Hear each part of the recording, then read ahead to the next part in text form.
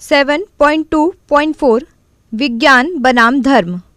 प्रबोधन के समर्थकों के विचार में धर्म मनुष्य को अंधविश्वासी, डरपोक और गुलाम बना देता है।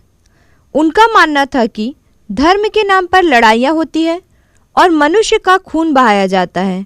वे खास तौर से धर्म पर कैथोलिक चर्च के एकाधिकार के खिलाफ थे। उनका मानना था कि चर्च के एकाधिकार के कारण मनुष्य अपनी बुद्धि पर विश्वास न कर पुजारियों के चमत्कारिक कहानियों पर विश्वास करने लगे और उनकी कठपुतली बने। अधिकांश प्रबोधन चिंतक नास्तिक नहीं थे, बल्कि उनका प्रयास था कि ईश्वर का विज्ञान और स्वतंत्रता सम्मत आधार खोजें।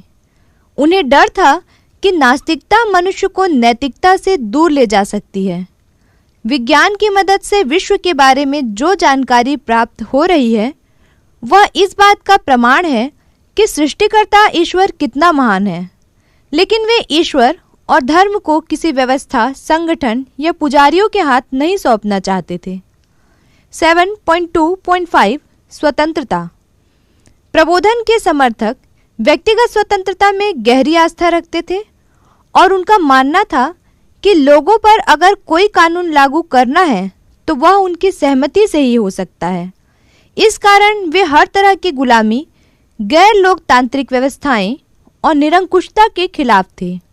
लेकिन इसके बावजूद प्रबोधन के कई चिंतक तत्कालीन निरंकुश शासकों के निकट मित्र और सलाहकार थे। उनके प्रभाव से इन शासकों ने अपने राज्य में सुधार लाने का प्रयास किया। 7.2.6 प्रबोधन की आलोचना।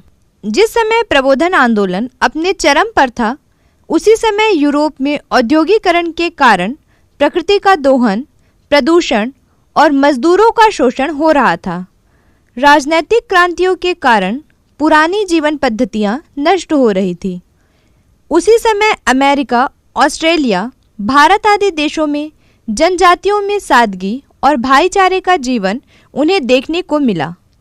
जो लोग औद्योगिकरण के कारण त्रस्त थे, वे आधुनिक युग की आलोचना करने लगे और उसके साथ विज्ञान और बुद्धिवाद का भी विरोध करने लगे।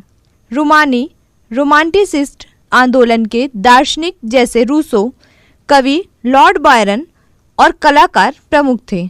वे आधुनिक औद्योगिक युग की जगह एक कल्पित ग्रामीण जीवन जो प्रकृति के विनाश पर नहीं बल्कि उसके साथ सामंजस्य पर आधारित हो की पैरवी कर रहे थे। वे तेजी से लुप्त हो रही लोक कला और संस्कृति को बचाना चाहते थे। जहां प्रबोधन ने दुनिया को समझने की विज्ञान की शक्ति का गुणगान किया, वहीं रूमानियों रोमांटिसिस्ट ने उन बातों पर ध्यान आकर्षित किया जिन्हें भावनाओं व एहसासों से ही समझा जा सकता था। रूमानियों ने प्रबोधन के विकल्प में भारतीय, चीनी और जापानी संस्कृति और साहित्यों का सहारा और उनके अध्ययन पर जोर दिया। इसके फलस्वरूप कालिदास जैसे संस्कृत कवियों की कृतियों का यूरोप भाषाओं में अनुवाद किया गया। कालिदास के नाटक शकुंतलम ने रूमानी साहित्यकारों को बहुत प्रभावित किया। रूमानी कलाकारों ने रेनेसां से शुरू हुए यथार्थवाद को त्याग दिया और स्पष्ट आकृतियों की जगह धुंधलेपन, तूफानी वातावरण आदि पर जोर दिया। उनके द्वारा दर्शाए गए लोग भी भयभीत या अचंभित लगते थे।